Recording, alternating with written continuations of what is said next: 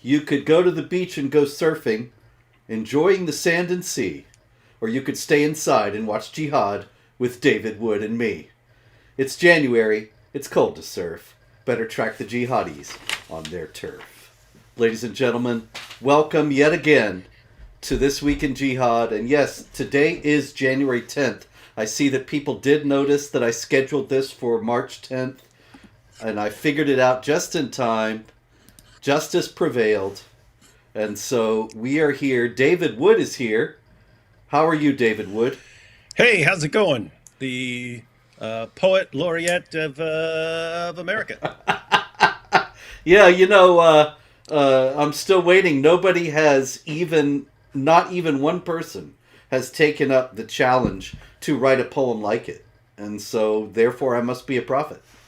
Yeah, you need to compile these all into one video one day and just issue the challenge. And again, for everyone who's watching, um, Robert Spencer has challenged people to produce a poem like his, and if you can't, then you have to admit that he is an inspired prophet of God.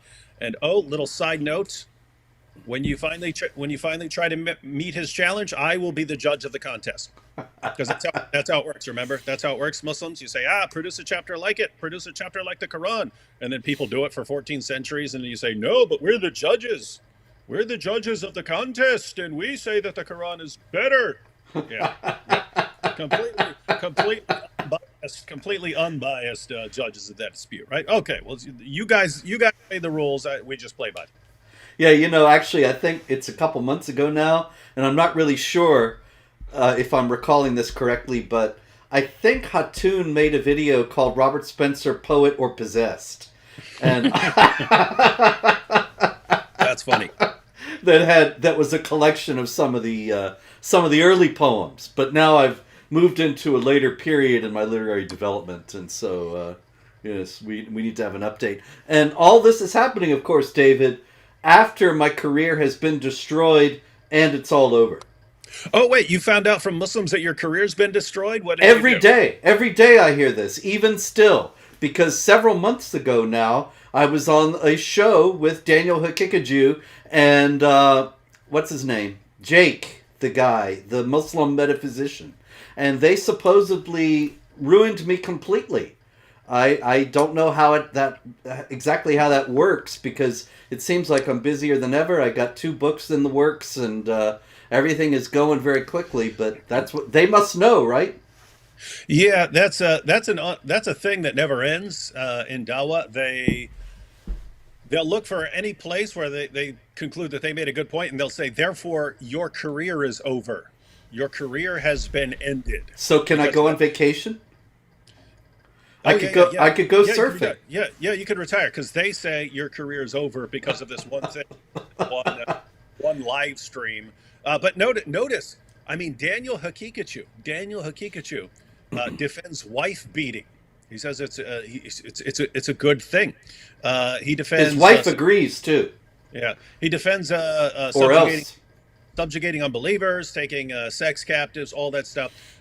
He even defended having sex with a 5-year-old, a 4-year-old, a 3-year-old, even an 11-month-old baby, as long as you get parental consent. What's interesting is, does anyone say his career's over for that? No, because that makes him the hero of many, many Muslims who share his views. Also, notice someone like Daniel.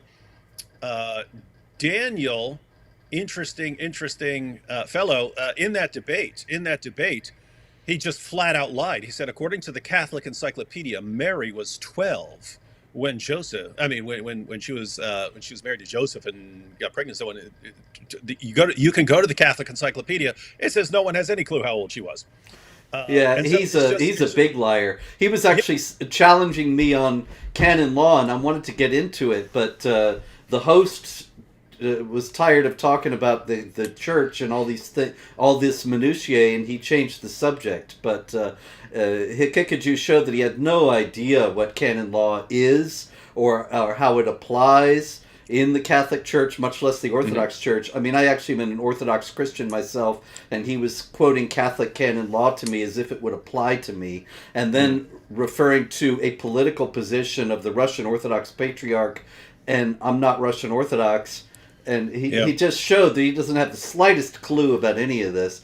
But you know what I think is even more interesting, David, about Hikikaju, is that he's now embarked on a campaign to discredit the Talmud, and he's dragging out all the usual proof texts that show that the supposedly show that the Talmud is evil.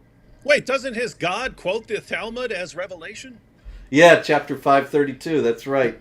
But there's more. Because he says it's terrible because the Talmud allows child marriage. And I think, wait a minute. You're the guy who publicly justified child marriage. And suddenly it's bad now when it's in the Talmud. I mean, it's not actually, he doesn't even understand how to deal with the Talmud. It's not actually something that's approved in Judaism, but he doesn't know that. He just sees it in a text and thinks, oh, they must work like the Quran. It says it in the book, that's it. Yeah, and so that's Daniel, and then of course you had the other guy there, Jake, the Muslim metaphysician. Jake challenged me in like 2022 to a debate on a topic. I said, "Fine, we'll do that topic, but if you get to pick a topic, I get to pick a topic. So we'll do two topics." He backed down. Then he challenged me again. I accepted the topic, but I said, "If we're going to debate your topic, I get to pick a topic too." And I picked I didn't pick some weird, unfair topic. I said, "Okay, if you want to debate whether God is a Trinity, which basically means you want to spend the entire debate attacking the Trinity, fine. But we'll also debate, was Muhammad a true prophet? Those are kind of big issues, right?" It's reasonable. So he requested a debate. I agreed. He backed down. He requested a debate again. I agreed. He backed down. He requested another debate. I agreed. He backed down. Anyway, long story short, I agreed to 4 debates with this guy. He backed down from all of them. Then he tweeted to his followers, "David Wood is a coward. I have challenged him to a debate, but he has backed down." It's like, wait, I've agreed to every single challenge. You've backed down from all 4 of the debates that I agreed to, and he runs and tells his followers that I'm the one who's running. I'm a coward. This is how these guys. So notice these are like the. I've never seen him. I've been to prison. I spent years in prison. I have never in my life met people who lie as freely with as little concern for consequences as the Dawa guys. They know that there is no accountability for them. They can lie about Jesus. They can lie about Mary. They can lie about Abraham. They can lie about Isaac. They can lie about anyone they want. Their community will never for even 1 second object and say, "Hey guys, maybe we should stop this," sort of thing. Never crosses their minds. But any little, and what they do is they'll look for any like gotcha moment. If they can ever say, "Our guy got you here," they say, "Therefore we can completely dismiss everything you say forever and ever." And what that really is, they're trained to do this because they don't have answers for stuff, right? I mean, if we're talking about a lot of these stuff, there are no answers to this. It's just what your source is saying. We're telling the truth.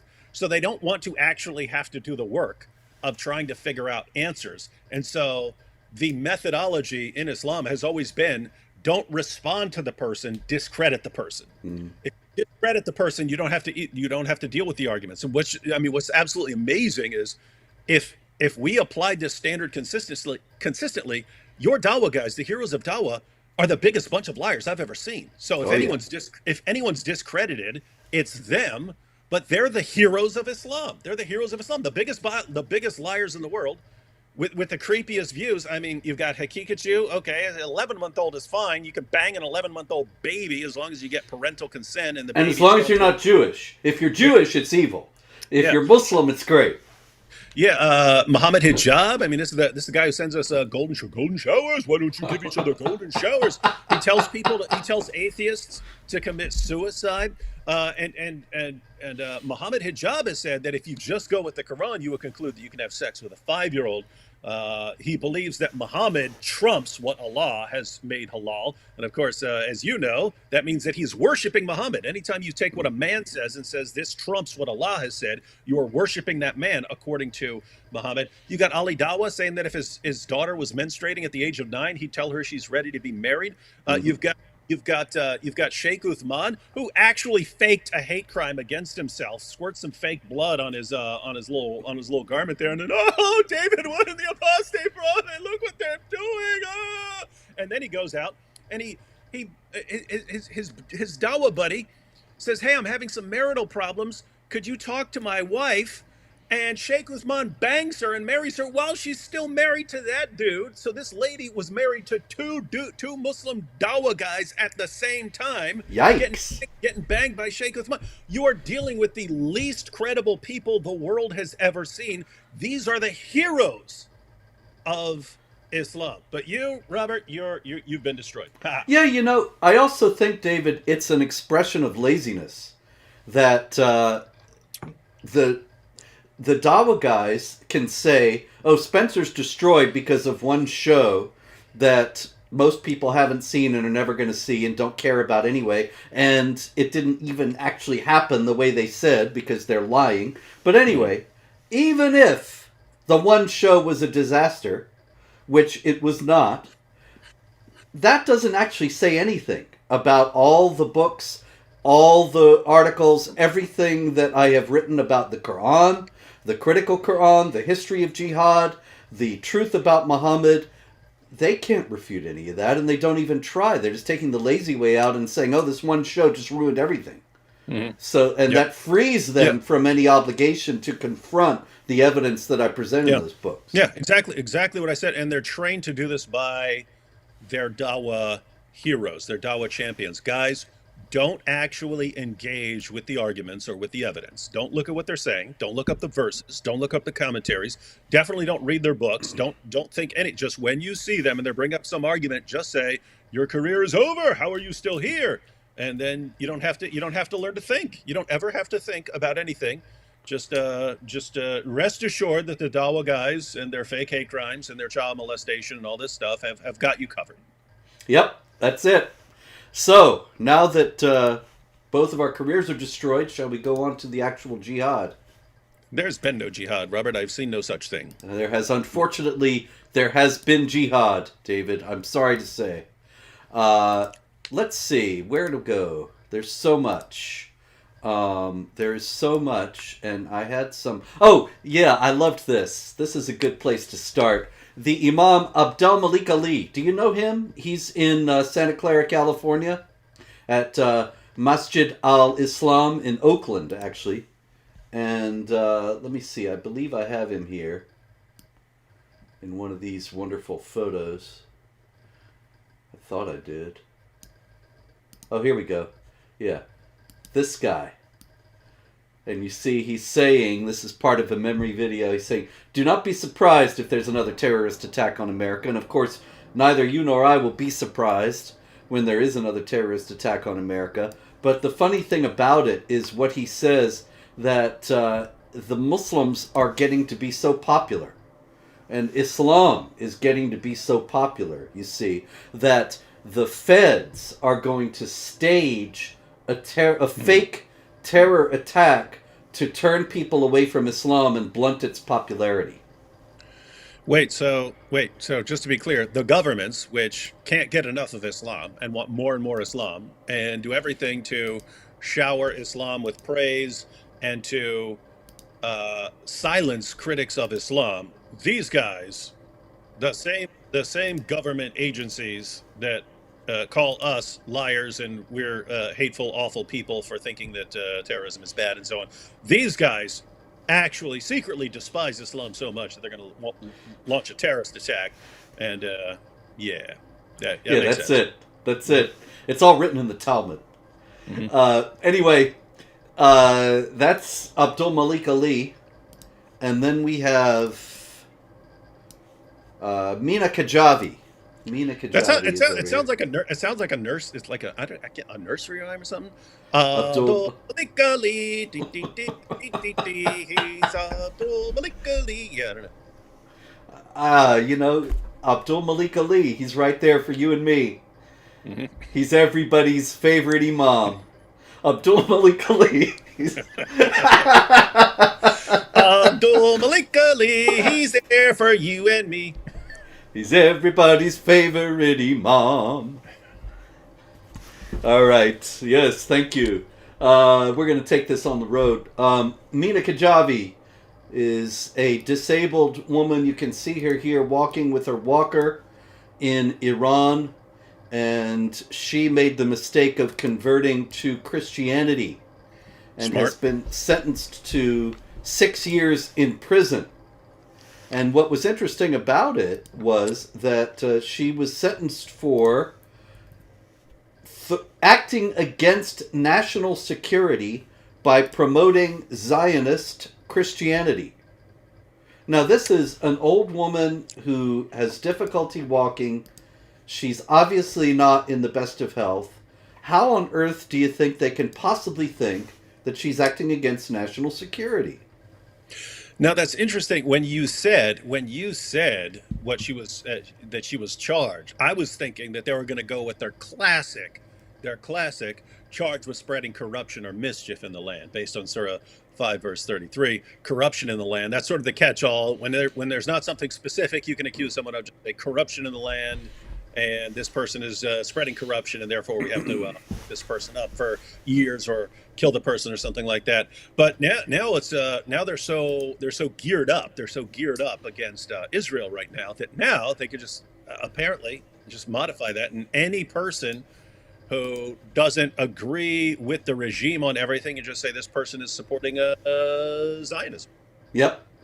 And so Christianity, converting to Christianity is a matter of sedition because it's an Islamic republic, and so it's a crime against the state. Actually, this is one instance, David, out of thousands where apostasy from Islam really is sedition. You know how the Dawa people, they always say that the death penalty for apostasy is because in the caliphates it was part of being a citizen to be a Muslim, and so if you left Islam it was tantamount to treason, whereas ordinary people who convert nowadays, they're not threatening the state, and so there's no death penalty for death penalty for apostasy that applies to them. But this lady, she is not any real threat to the Islamic Republic, but they're charging her with threatening national security just on the basis of the fact that they are an Islamic Republic. Yep. Yep. Anyway, going after Abdul Malik Ali, he's the going friend after of you and me. going after old ladies. That'll help them. What is it? Around 40% of the people of Iran still consider themselves Muslims. I mean, most of them have to be have That's to all. they have to pretend that they're Muslims, but they don't really believe. But yeah, I'm sure seeing things like this will really bring people around to convince them that Islam is the I don't truth. know. All I want to do now is sing the Abdul Malik Ali song. We got to come Anyway, up with a song. Roya Hashmati is another Iranian lady, and she is not wearing hijab. You can see that. And so she has been given 74 lashes. And another woman who was not wearing hijab got sentenced to 2 years in prison this past week. Hey, I just got an idea, Yeah. because we always think of products that we can sell. Like, remember we came up with the idea for that what was it, a neck guard for the jihadis want to strike at your Yeah. necks. Got like neck armor and stuff, and you could wear we could have like jackets and hoodies and stuff that have a neck guard for when a jihadi goes to stab you at your throat and random. Yeah, Would be steel belted radial on the neck. Yeah. Yeah, it wouldn't be a tremendous deal over here in the U.S. because it doesn't happen as much. But Europeans, we'd sell out in Europe. But I just got the idea when you showed the picture of that woman. We invent a hijab that looks exactly like hair, right? So we invent a hijab that looks exactly like hair. And then women wear this hijab that looks like hair. And then when the morality police pull them aside and say, "Oh, you're not wearing the hijab," blah, blah, blah, they go, "Of course it is. Look, it just looks like hair." And they pull it off, and so they show the real hair and stuff. So they put it back on. And then the morality police go, "Oh, okay, that's fine." But over time, morality police will start to think that every woman who's showing her hair is actually wearing a hair A hair hijab. a hair hijab, and then and we will save countless Iranian women from being tortured, imprisoned, and raped, and sexually abused and killed by It's the a regime. It's a great idea. It's a beautiful idea. I think we should run it by Abdul Malik Ali. Anyway, all right, be serious. France. Shall we go to France? What do you think the guy was screaming, David? I was gonna say the French version of Allahu Akbar, but it's still just Allahu Akbar. Just be with like a stupid accent. I don't know. Yes, indeed. It's La Parisienne reported that an individual was immobilized after rushing toward police officers, screaming Allahu Akbar. He's accused of attacking 3 women in the street and in the lobby of a hotel. And then when police came to him, he rushed at them, shouting Allahu Akbar. In another place in France... Wait, they did what to him? It says they stopped him? Yeah, they stopped him, but of course... I figure they give him a medal in France. He has mental issues. He'll be out. Okay. No big deal. As a matter of fact, there was another Muslim in another part of France who walked into the hospital. He wasn't just hospitalized. A lot of the jihadis in France are hospitalized because they're considered to be mentally ill. But this guy just walked into the hospital. The only catch was he was completely naked. And he walked into the hospital and was praying, was found praying in an area of the hospital. And when he was interrupted in his prayers, he grabbed a sharp metal object that he happened to have at hand and screamed Allahu Akbar. Weird. Oddly enough, yeah. And let's see. He brandished it in the direction of the officer, who managed to disarm his attacker and isolate him in a room while waiting for the police to arrive. This was an officer of the hospital, security guard of the hospital. There you go. So, yes. That's got to suck with like a naked dude, right? Because you gotta like disarm him, so you gotta get his weapon. Yeah. But you don't want to wrestle around with the guy. He's got his wang hanging out, right? I mean. Yeah. Then you gotta go and get it disinfected after. And he's a jihadi, so he's a total pervert. Yeah, we've mentioned many times before, but I don't think we can say it enough. All these jihadis, and they all people always conclude, oh, they have mental health issues. You know, they have that sudden onset jihad syndrome, sudden instant jihad syndrome. They just out of nowhere conclude that they have to go wage jihad against the unbeliever. But keep in mind, there are actual people with mental health problems and so on. But what's happened for decades now with the media is the media and politicians, educators and entertainers have been so relentless in telling people that Islam is peaceful and tolerant that if someone concludes somehow, no, actually I have to go slaughter people for this religion, you have to be insane, right? You can't read the book and be sane and conclude that it teaches you to violently subjugate people. There's no way. Mm-hmm. So if you're out waging jihad for this book, which tells you over and over and over again to wage jihad, somehow you must be absolutely nuts. And so if you conclude that Allah wants you to slaughter unbelievers in the name of Allah just because he says it over and over again, you must be insane. Put him in an asylum for a couple of years and let him out. That's it. So David, I got to confess now that those 2 Allahu Akbar stories were just to set up a new thing. There's a new thing actually this week. Usually the jihad is drearily the same, but we actually have a new thing.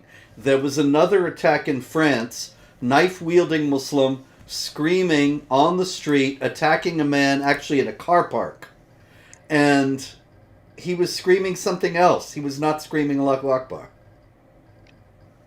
Not only that, but this was the 4th incident of people screaming the same thing in France that is not Allahu Akbar. France, so not Allahu Akbar? See, the options are kind of limited if it's multiple people, so that narrows it down to, something like La ilaha illallah, something like that, or one of the sayings that are about Jews, the Kaibar, or something along those lines. But yeah, you got me stumped, Robert. What could it be? Yeah, I never would have guessed it. Not in a million years. What it is on the Quran of Mecca. On the Quran of Mecca. And that was, not only did this guy scream this in this car park in Corsica, the island that is the home of Napoleon Bonaparte, but there was also in October, a guy went into a Paris synagogue and he said, on the Quran of Mecca, I will come with an explosive belt to your synagogue and blow everything up. And then in December, another one threatened a police officer, on the Quran of Mecca, I will, well, you know, this is a family show, David, so what he said he would do, we're going to have to leave out. And then in September 2021, a Muslim came up to Eric Zemmour, a French politician, on the street and said, on the Quran of Mecca, I will smoke you out. So what's wild about this is that it's on the Quran of Mecca, you know, and we always hear from the apologists, especially the non-Muslim ones in the West, that the Quran of Mecca is all about peace and tolerance. Yeah, I'm legitimately confused by that saying. Like, what could you possibly mean? The Quran of Mecca. So what? The early short surahs? I think they just mean Mecca as a holy city, and that the Quran originated there. They're not making that distinction that we're thinking of between the early and the late surahs. That's my guess anyway. I'm also thinking, like, when you say you're doing something on the Quran, it sounds like you're swearing on the Quran. Mm-hmm. But Muhammad said in the Hadith, if you swear by anything other than Allah, you are associating it as a partner with Allah. And so this would fit in pretty well to one of our ongoing criticisms that the Quran is like some additional deity that is, sort of spit out by Allah. But keep in mind, also according to the Hadith, the Quran can appear as a person, will appear as a person, a pale man. Notice it's got to be pale. But a pale man will appear. This is at the judgment, and this will be the Quran, and the Quran will be testifying about how you treated the Quran. So, yep, he's swearing by this other deity in Islam. Well, I can understand why somebody would get the idea that they could do this, because the Quran itself is full of so much swearing. And nobody even thinks about that as how idolatrous it is, and how it's a manifestation of polytheism and shirk, because Allah is supposed to be speaking in the Quran. Why does he need to swear by anything? To swear by something is to say that this is as true. I'm guaranteeing the truth of this by this reliable authority. And so why does Allah have to swear on anything?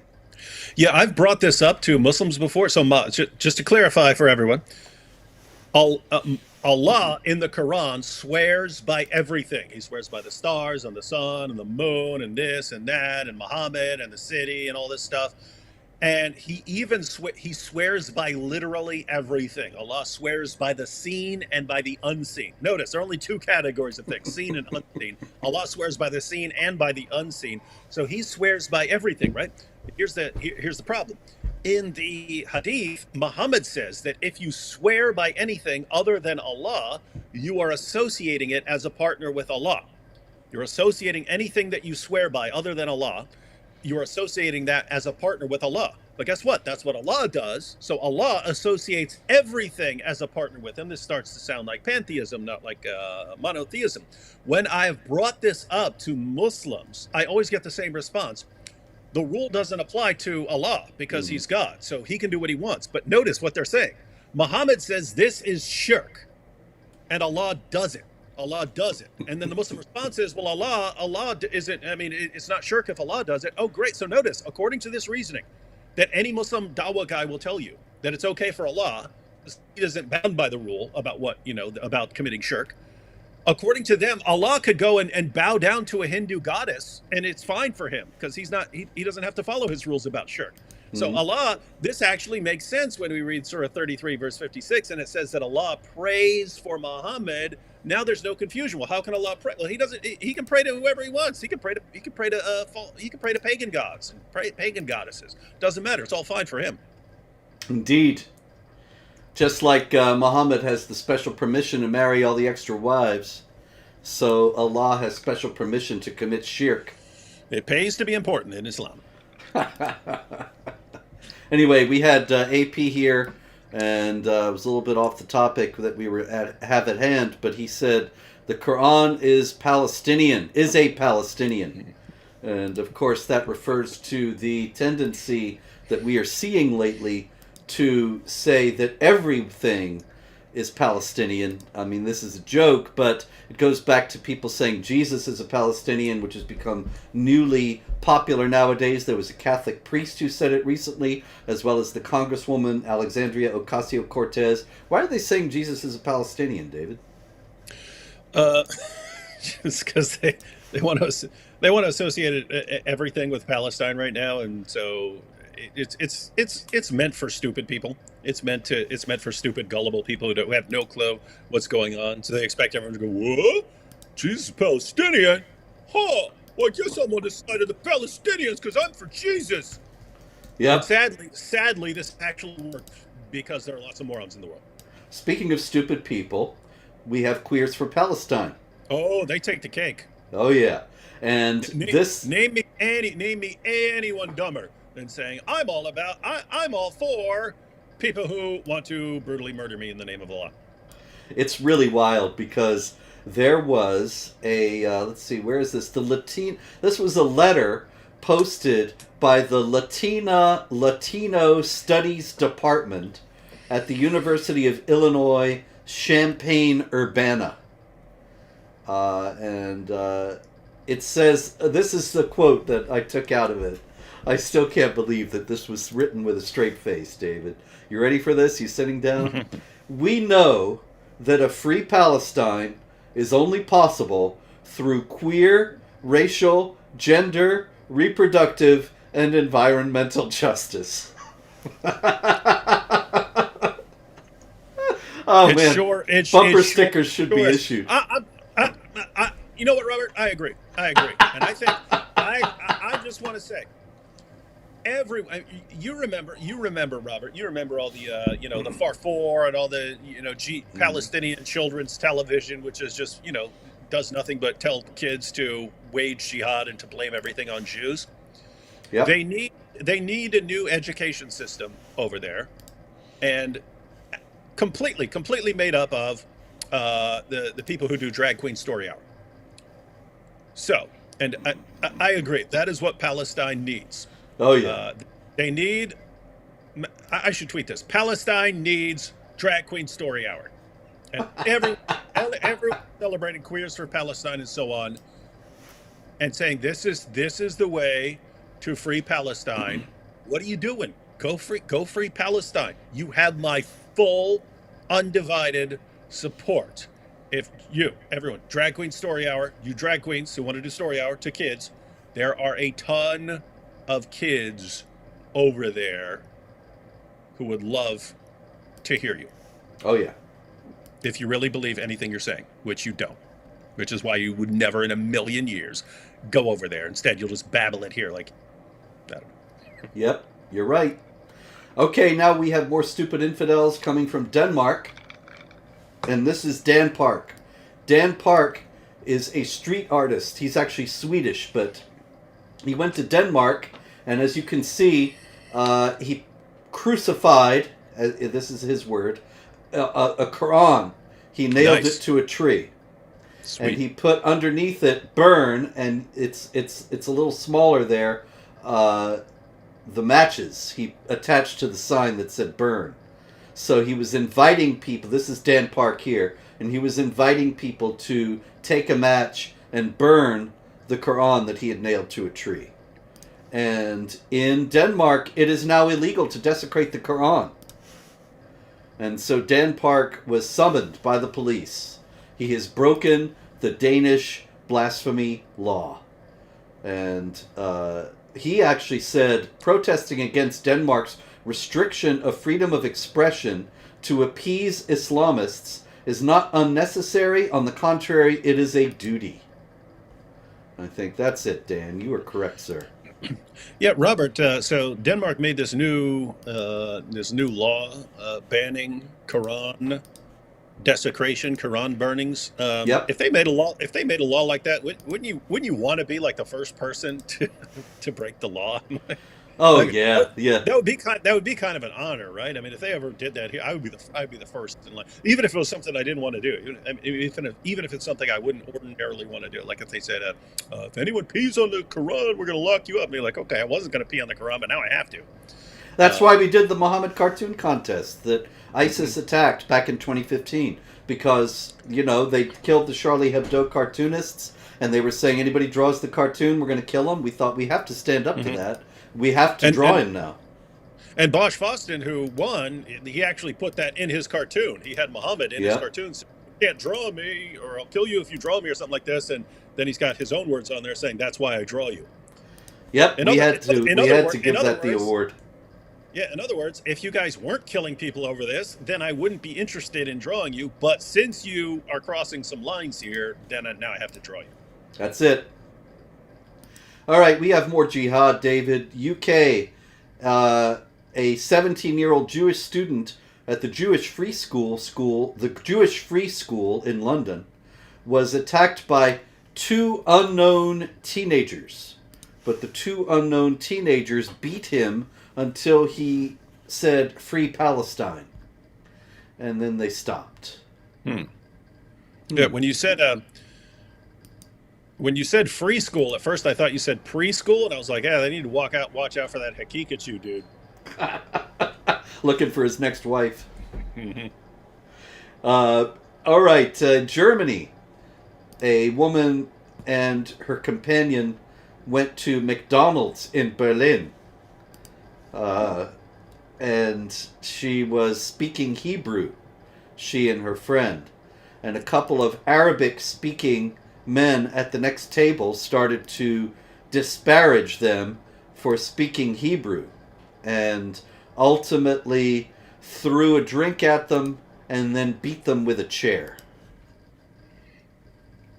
Yes, that's the rule that we've heard for decades now. Hey, just because some Muslims blew up that building, you shouldn't have any problem with other Muslims who weren't involved. Just because some Muslims killed those cartoonists doesn't mean you have a problem with other Muslims. And Mm-hmm.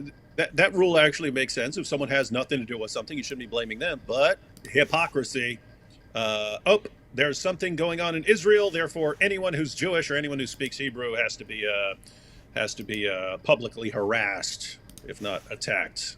Yeah, it's amazing. They're always whining about collective punishment, which nobody in the West actually does. And any analysis of the jihad ideology is consigned to the depths as being collective punishment of Muslims for terrorist attacks, whereas they're the ones actually engaging in collective punishment all the time. And the attacks on Jews worldwide recently demonstrate that.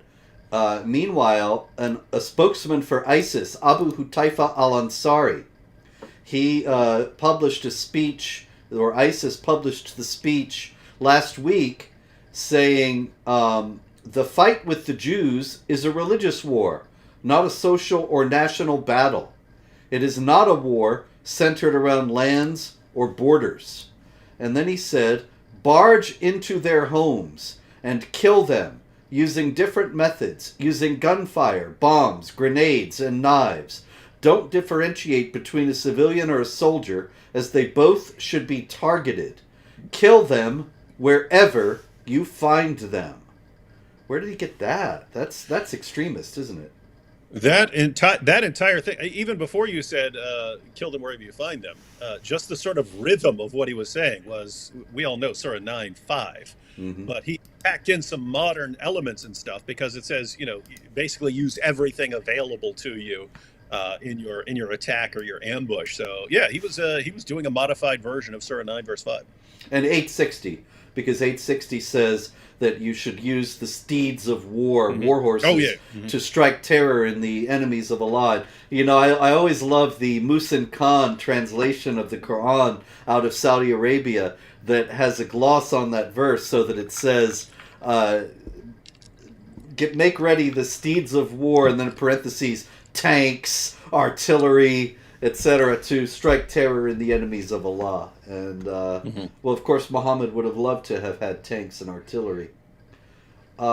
Speaking of collective punishment, this is the International Delicatessen Foods store, which is in North York in Canada. And it's, you get it there, David? International Delicatessen Foods, IDF. And it actually says IDF on the building, like Israel Defense Forces. And so you see that was the victim of an arson attack. There's the fire truck, the fireman there, and somebody painted on the door, Free Palestine. So it's they lay down the rule for years. Hey, don't blame anyone who isn't involved in something with this thing that they weren't involved with. Don't do that. And now it's not just, hey, we will blame and attack all Jews everywhere for what's going on in Israel. Now it's, if you even have some of the same initials, if you even have the same initials, so anyone out there with the initials IDF, change your name while you still can. I'll tell Irving D. Farber. I'll call him right up after this. Yep, he gotta warn him. Yes, indeed. All right, out of Australia, we have another one. This is the Imam Ahmed Zoud, and he was preaching at the Masjid as-Sunnah Lakemba in Sydney, Australia, about what he called the characteristics of the Jews. Wait, where was he preaching? In Sydney, Australia. No. You said the masjid. Oh, Masjid as-Sunnah Lakemba. Yeah, that would go well if that Domalika Lika Lee Mecca Heini Ho, if that guy was there. You know what I mean? Yes, Abdul Malik Ali at Masjid as-Sunnah Lakemba. Yeah, with that's awesome. His new canoe canal. Yes, that's it. All right, anyway, Ahmed Zoud said, Jews remain Jews. They are not changed by the passing of time. O Muslims, servants of Allah, betrayal and treachery are among the characteristics of the Jews. Betrayal is one of their traits, and treachery is a characteristic deeply rooted in them. And then he says, these are the Jews. However, not all of the Jews are like that, just most of them. The most important characteristic of the Jews is that they are bloodthirsty. They love to shed blood. Now, I kind of think this guy's projecting.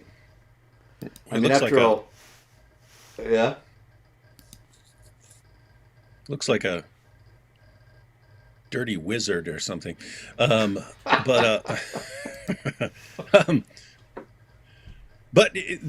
this is another issue that keeps coming up. So he's actually more in line with the Muslim sources, which, I mean, the Muslim sources just say the Jews, the Christians. It's not, hey, this particular Jew did this thing. It's the Jews. It's who are the worst of creatures? The Jews and the Christians.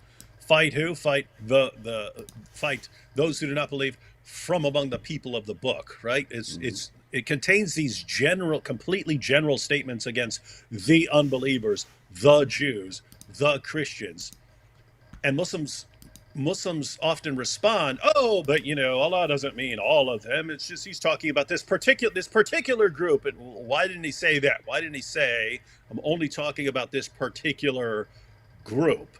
Makes it sound like He's talking about people in general. And it's interesting that they give that defense, because they would never accept that from anyone else.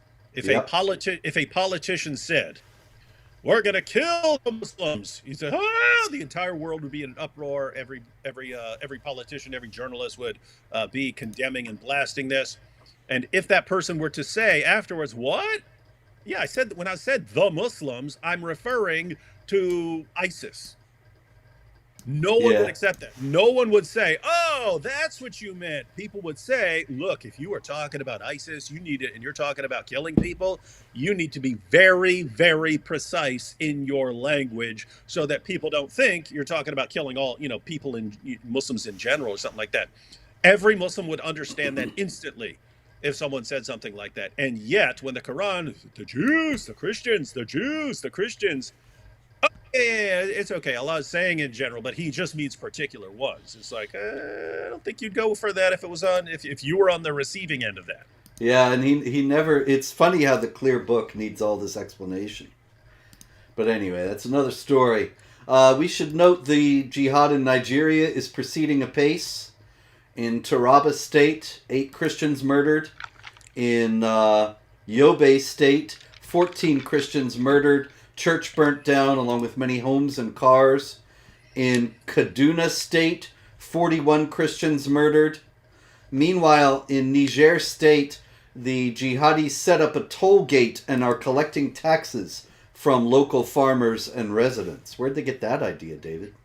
I'm going to go with the Quran for 200. The Quran for 200 is correct.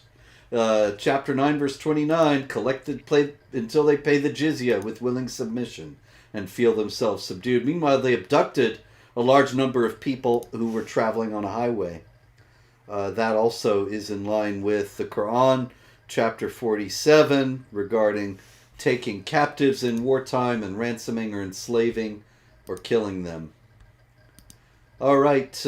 Meanwhile, we have quite a few other stupid infidels. Let's see.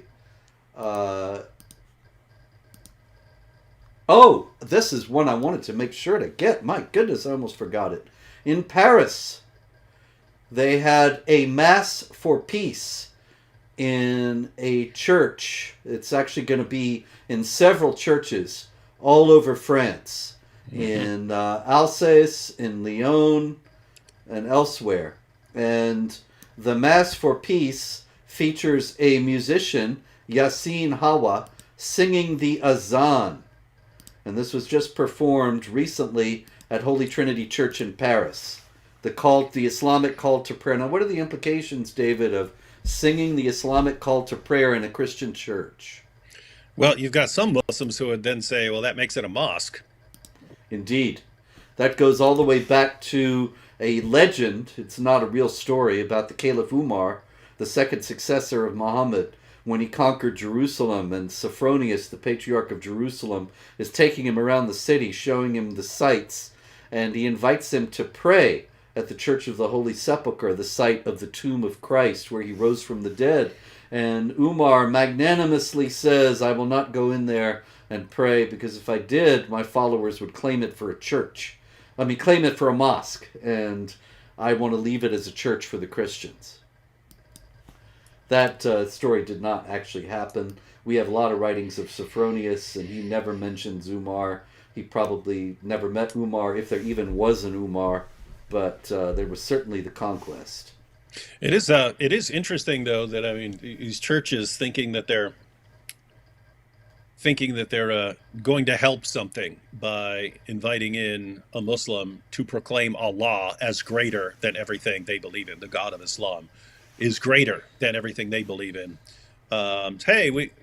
It's like, does there ever come a point where you conclude that showing how insanely and stupidly tolerant you are is not winning their hearts over to you? You're not, their hearts are, it's just built in the mind. Well, if we just bend over farther, then their hearts will melt. Oh, that's not working. They're burning cities to the ground and stabbing people. Okay, well, if we lean even further, then their hearts will melt. And meanwhile, they're groveling on the floor, going,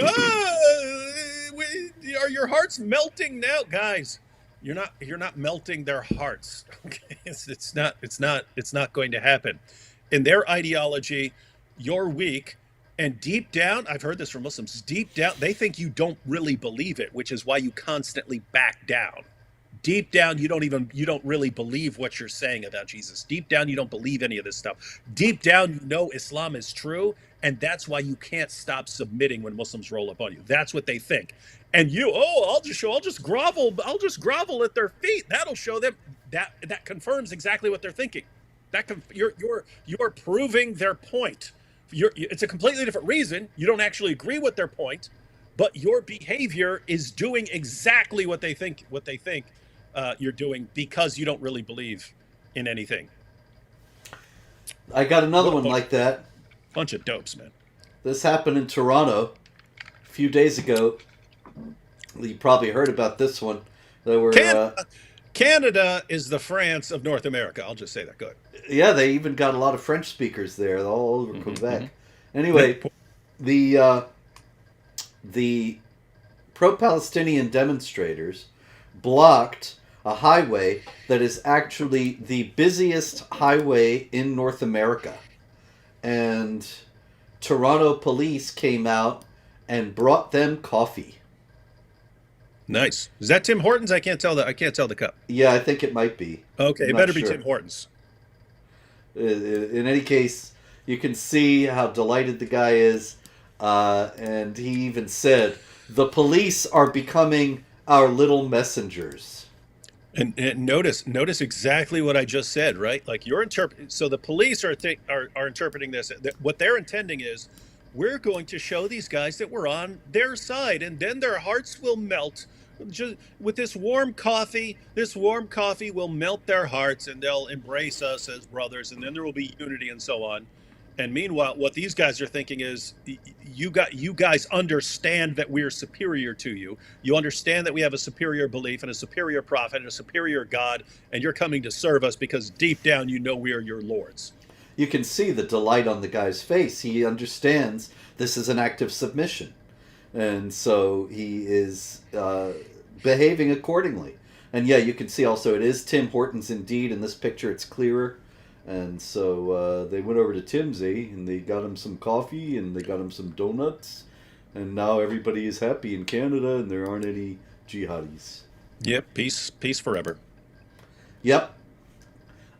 Meanwhile, in Austria, at the Viennese Name of Mary Church in Ottakring, there was a fire.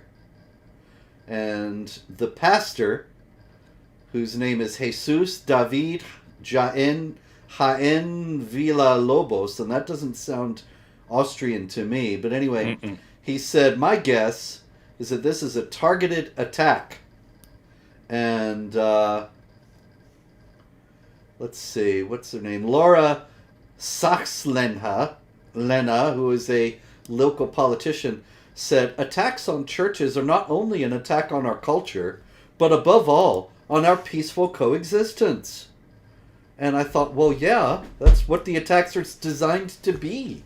An attack on your culture and your peaceful coexistence. She's acting like that's some sort of a thing that she can say, and then the Muslims will say, "Oh, we didn't mean to attack your culture and our peaceful coexistence. We won't burn down any more churches." Yeah. Yeah, well, I'll just say, Europe's in very good hands. Yeah, Europe is in such great hands. We got a story out of Sweden. This is Ali Said. And Ali Said is a Swede. You can tell. He looks Swedish. And he is somebody who, let's see, what did he do? He murdered a man in the middle of the street outside of a grocery store in Landskrona. And because he is a Swedish citizen, he cannot be and will not be deported. Oh, then he'll just get a few years of prison dawa, where he'll be a hero. Yep. And then he'll eventually be released back into society. And what could go wrong? What could possibly go wrong? This is Dominic Murphy. And Dominic Murphy is the counter-terror chief in Britain. And so you know already, just from knowing that he's the counter-terror chief in Britain, you know that he's a big dope. And No, I was thinking this guy's a super genius. This one of those 500 IQ dudes doing such a bang up job over there. Yeah, you can tell. You can tell because the heat of his intellect burned all his hair, and so he's bald headed now. So Dominic Murphy said that there has been a startling rise in right wing extremism. And that's what they look around and see. Yeah, that he's real worried about right-wing extremism. He said the number of young Londoners being radicalized by extreme right-wing material online and other terrorist ideology is really on the rise. I don't think he's probably that low class. But anyway, he says, we are seeing right-wing terrorism increasingly significant in younger people's ideology. But even then, he goes on and admits later, well, really there are jihadis who are far more numerous. But right-wing extremism is increasing.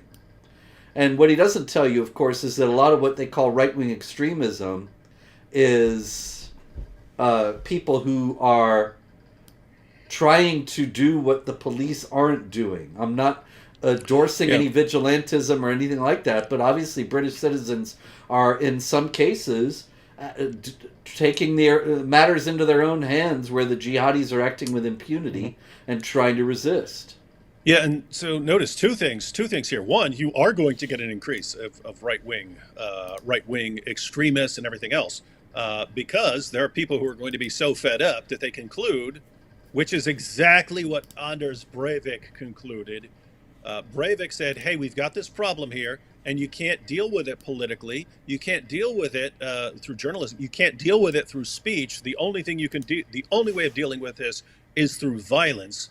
And so that's what he did. But you are going to get people who become more and more attracted to this as they realize that politicians and journalists just always side with the jihadis. You end up concluding, no, there's no peaceful way, and you're going to get more of the more right-wing movements dealing with the problems that they think police and politicians are not going to deal with. In other words, if the girls in your city are being consistently drugged, pimped, gang raped by these Pakistanis, and you see the government just will not do anything unless it becomes an embarrassment at some point, then they'll jump in. But other than that, they don't want anything to do with it. You start thinking, okay, I have to deal with all of this myself. Now the messed up part. So that's one thing. You are going to see an increase in people going far right in order to oppose what's going on. But at the same time, you'll know this from experience, what politicians and journalists and educators and entertainers will do is anyone who so much as criticizes what's going on will be lumped together with the far right people who actually want to go out and kill over these kinds of things, right? In other words, you've criticized Muhammad for commanding his followers to kill apostates. You're part of the far right extremist movement. You're just like Anders Breivik. You're just like any of these other guys. Yep. And it's just a sucky situation that they're actually going to. It's the same thing they've done over here. Is they will anyone who so much you've been, matter of fact, you've been on the lists. I've been on some of the lists. Southern Poverty Law Center, that they'll put you on the same list with people who actually are terrorists. They want to go kill people, and they'll put you on the same list. Here's another extremist, and oh yeah, what is he doing that's extreme? Oh, he criticizes Islam for promoting this stuff. So wait a minute. So he says the same things the Dawa guys say about what their religion teaches, and he says the same thing that 14 centuries of Muslim scholars have said about the religion, and this makes him an extremist? Yeah, that makes him an extremist. What about when the Dawa guys say it? No, they're not extremists. They get a pass. What about 14 centuries of Muslim scholars who said that Islam teaches? Yeah, that's all fine. That's their religion. So if I just say, hey, here's what the scholars say about this religion. Yeah, you're far right extremist too. You're a terrorist. It's insane.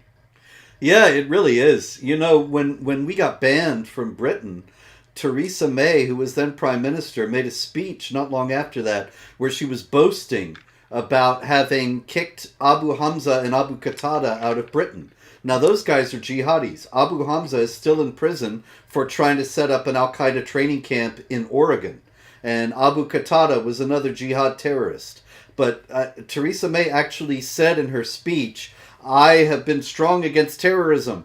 I exiled, or whatever she said, I banned Abu Hamza and Abu Qatada from the country, and I banned Pamela Geller and Robert Spencer from coming in, as if we were the other side of Abu Hamza and Abu Qatada, which showed in the first place that she's an outrageous liar, because we've never sanctioned any violence or called for any violence or condoned any violence, and we're not remotely terrorists in any stretch of the imagination. But also, it also showed she doesn't have any actual right-wing terrorists, so she had to put us in the role.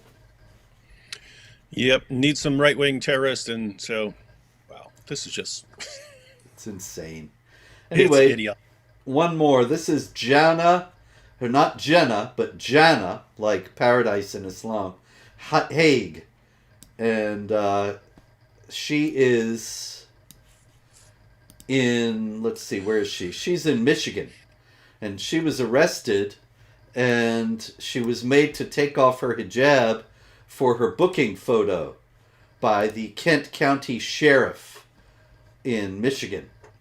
And the Council on American Islamic Relations has filed a federal lawsuit declaring that she was deprived of her freedom of religion by having to remove her hijab for her booking photo.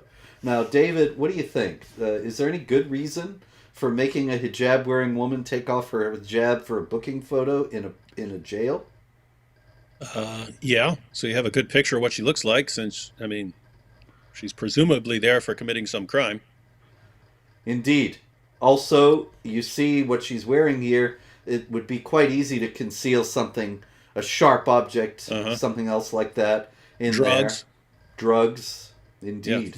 very common to smuggle in drugs in hair and so on, which you and so sometimes they will want you to kind of pick through your hair and stuff to make sure you're not hiding anything, which you can't do if you can't even take off your hijab. Little side note, by the way, is look, I wear the hijab to so I don't tempt men. Meanwhile, check out all my makeup. And nose rings. Yeah, you Two. got to look at Not this. one, You but got to two. look at this. You got to look at this. By the way, and the goal of CARE is to establish the same sort of thing, which they've already done to an extent, but it's to establish the same sort of mentality among the in the government as you find in the UK, where guys can go around, I mean, literally raping young girls, drugging them, pimping them, gang raping them, selling them, and no one will say a word because they're all terrified of being called Islamophobes. That's what CARE is trying to do over here. They're trying to make the same sort of thing where you tiptoe around Muslims because you're terrified of offending them. And this is something that's it's gotten worse over the years, but this already existed way back in the 90s when I was in prison, because I started looking into Islam a little bit because I had some Muslim friends there. And so I had a Quran, but I would have in my footlocker, I had Bibles and I had a Quran. The guards, when they would come around for for the inspections and so on, to search through all your stuff, to look through contraband, they would just grab your Bible and start flipping through there, shaking it out and stuff like this, making sure you're not hiding any drugs or anything in there, weapons any there, and then they put it back down. When you had a Quran, they would say, "Excuse me, sir, could you open your Quran and flip through the pages so I can look and make sure there's not there?" They wouldn't touch it. They wouldn't touch a Quran. They flip through the Bible, wouldn't touch the Quran. So notice, it was already in the system. We have to be very, very careful about how we deal with Islam, and it's the point where what I want. CARE. What's the impression you get about how the world should be if you just read the Muslim sources? Well, it's Muslims on top, everyone else at best is second-class citizen. And you look at what CARE want. They want a different legal system. They want a different legal system for Christians and Muslims. They want a different legal system. Muslims are you don't apply these rules to Muslims. You don't get to, or we'll throw a big old tantrum. And people keep giving into this nonsense, which just makes them go further and further and further until they get the two-tier system that they strive for. Indeed. It's also a cash cow. The suits like this have been successful in the past because the prison offices, they don't want to get involved in this. They don't want to be charged with this charge of being Islamophobic and so on. So they pay off, and that just, of course, encourages more suits of this kind. Anyway, that's the Jihad for this week. There's plenty more. You can check it out at jihadwatch.org. In the meantime, sing the Abdul Malik Ali song and pray, hope, and don't worry.